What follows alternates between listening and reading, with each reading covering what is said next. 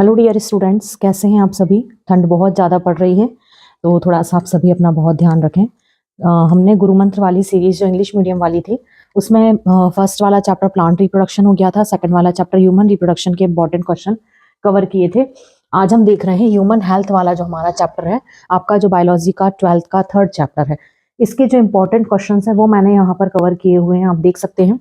पहला पॉपुलेशन एक्सप्लॉजन वाला क्वेश्चन है, सेकंड बर्थ कंट्रोल का है जिसे फैमिली प्लानिंग के नाम से भी जाना जाता है, हम ये देखेंगे कि क्या मतलब होता है।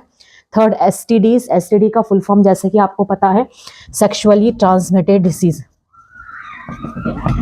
फोर्थ नंबर पे एमनियोसेंटेसिस और उसके बाद में टेस्ट ट्यूब बेबी। इस तरह से हमने ये क्वेश्चंस कवर किए हुए हैं। वन बाय वन हम सारे क्वेश्चंस को देखेंगे।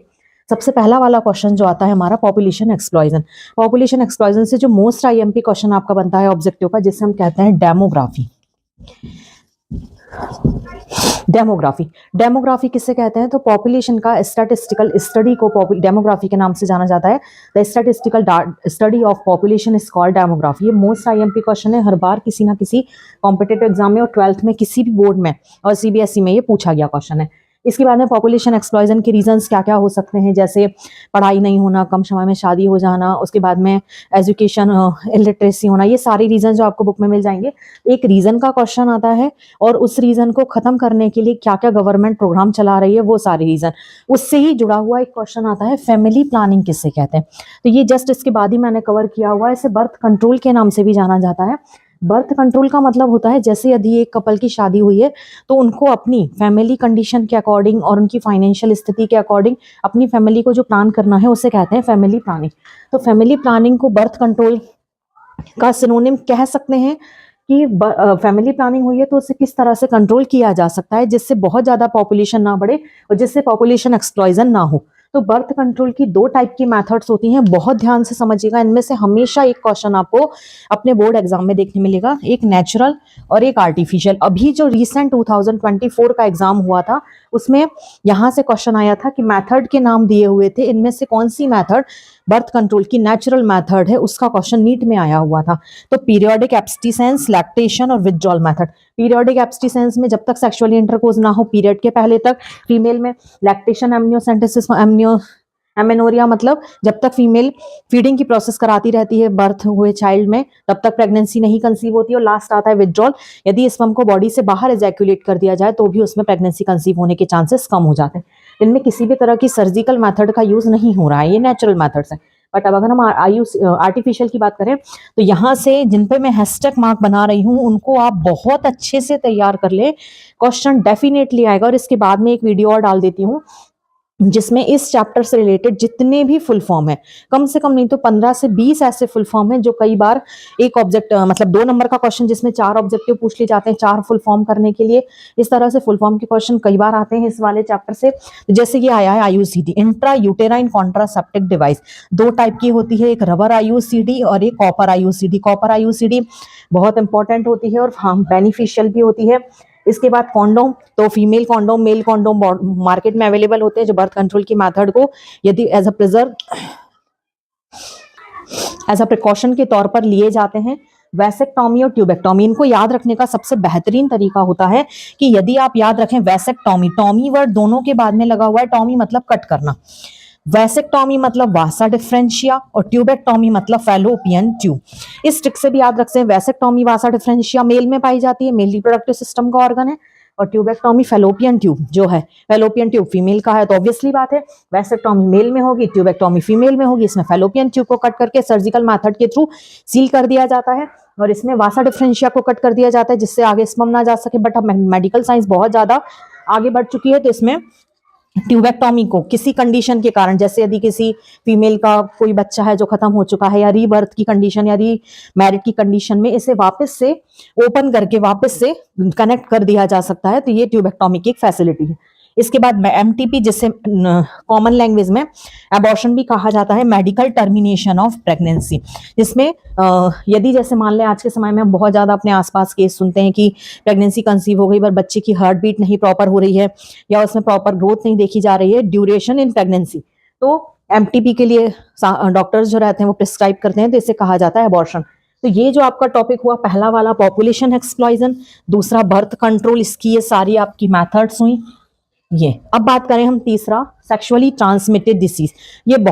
ये बहुत इंपॉर्टेंट टॉपिक है सेक्सुअली ट्रांसमिटेड डिसीज का। इसमें से आप मान के चलिए एड्स हो गया, सिफिलिस हो गया और नेसेरिया गोनोरी हो गया। ये कई बार पूछे गए क्वेश्चंस हैं, रिपीटेड क्वेश्चन है जो कई बार एग्जाम में आते हैं। एड्स हमेशा आप इनको याद किस तरह से रखें, इनका एक तो एजेंट क्या है, इनके सिम्टम क्या हैं और इनको किस तरह से ट्रीट किया जाता है। ये 3 चीजें आप हर डिसीज की याद रखें, चाहे रिप्रोडक्टिव हेल्थ की हो, चाहे आप बात करें ह्यूमन हेल्थ में। तो वहां पर भी आपको याद जो रखना है वो आपको इस तरह से, यदि आप एड्स की बात करें तो एड्स का जो एजेंट है वो HIV वायरस है, acquired immunodeficiency syndrome, human immunodeficiency virus. Genital herp का हर्पीज वायरस है। नेसेरिया गोनोरी जो वायरस है वो नेसेरिया डिसीज फैलाता है। सिफिलिस का ट्राइकोडर्मा ट्रिपोनिमा पैलिडम है। और नॉन गोनोकोकल यूरिथ्राइटिस जो डिसीज है उसे भी नेसेरिया गोनोरी के थ्रू ही फैलाया जाता है। इन सबके आप 2-2 सिम्टम और ट्रीटमेंट बहुत अच्छे से देख लें, सबसे ज्यादा इनमें एजेंट इंपॉर्टेंट है। तो यहाँ हमारा एक पहला क्वेश्चन हो चुका था, दूसरा ये हो गया, तीसरा ये वाला क्वेश्चन हो गया। अब आते हैं एमनियोसेंटेसिस में। एमनियोसेंटेसिस हमेशा शॉर्ट नोट में लिखने के लिए आती है। ये मेथड होती है, एमनियोसेंटेसिस मेथड जो होती है उसमें जैसे कोई फीमेल जो होती है, जो प्रेगनेंसी ड्यूरेशन में होती है, उसका जो प्लेसेंटा में एमनियोटिक फ्लूइड जो भरा होता है, इस तरह से फीमेल प्लेसेंटा में जो एमनियोटिक फ्लूइड फिल होता है, इस एमनियोटिक फ्लूइड को सीरीन्स की हेल्प से लेकर के किसी भी तरह की क्रोमोसोमल जो एबनॉर्मलिटी होती है फीटस में, यदि यहाँ पर एक फीटस है जो 9 मंथ की ड्यूरेशन में ग्रो कर रहा है, उसमें किसी भी तरह की एबनॉर्मलिटी तो नहीं है, उसे चेक करने के लिए, मतलब क्रोमोसोमल एबनॉर्मलिटी को चेक करने के लिए जो मेथड अप्लाई की जाती है वो एमनियोसेंटेसिस है। ये लीगल प्रोसेस है, बट गवर्नमेंट ने तो यह ऑथर की हुई है, बट क्या हुआ कि इसमें कई सारे जो कपल्स होते हैं वो इसके थ्रू बर्थ होने वाले बच्चे का सेक्स पता करना चाहते हैं, जिसे सेक्स डिटर्मिनेशन कहा जाता है। तो उन्होंने इसका गलत मिसयूज किया कि सेक्स डिटर्मिनेशन में यूज करने लगे। इस कारण से इस मेथड को अब टोटली बैन कर दिया गया है। और आप जाते होंगे किसी मेडिकल में तो आप देखते भी होंगे वहां लिखा रहता है कि sex determination is a illegal process, तो वो ही है, इसी से रिलेटेड है। तो इसमें एमनियोसेंटेसिस में हम एमनियोटिक फ्लूइड का यूज करते थे क्रोमोसोमल एबनॉर्मलिटी के लिए। तो ये शॉर्ट नोट में आता है। लास्ट होता है टेस्ट ट्यूब बेबी। नाम से ही समझ में आ रहा है, टेस्ट ट्यूब के अंदर यदि बेबी को किया जाए तैयार तो बेबी के लिए आपने लास्ट चैप्टर में ग्रेस्टुलेशन, ब्लास्टुला, मोरुला वाली प्रोसेस देखी थी। तो क्या किया जाता है, कोई कपल जो है मेल और फीमेल, यदि फीमेल की मतलब फर्टिलाइजेशन की प्रोसेस बॉडी के अंदर नहीं हो पा रही है तो मेल का स्पर्म लेकर के इसमें इंसर्ट किया जाता है और फीमेल का ओवम यहाँ इंसर्ट किया जाता है। जब 16 स्टेज तक डिवीजन हो जाता है तो इस ब्लास्टुला को इम्प्लांट कर दिया जाता है फीमेल की प्लेसेंटा में। तो प्रोसेस कहाँ पर हुई, फर्टिलाइजेशन के टेस्ट ट्यूब के अंदर, इसीलिए इसे नाम दिया जाता है टेस्ट ट्यूब बेबी, क्योंकि जो फर्टिलाइजेशन की और जाइगोट के डेवलपमेंट की प्रोसेस है वो टेस्ट ट्यूब के अंदर हुई है, इस कारण से इसे टेस्ट ट्यूब बेबी के जाना जाता है। अब आपने यहाँ पर जितने सारे क्वेश्चंस कवर करने के थे वो मैंने आपको कवर कर लिए हैं।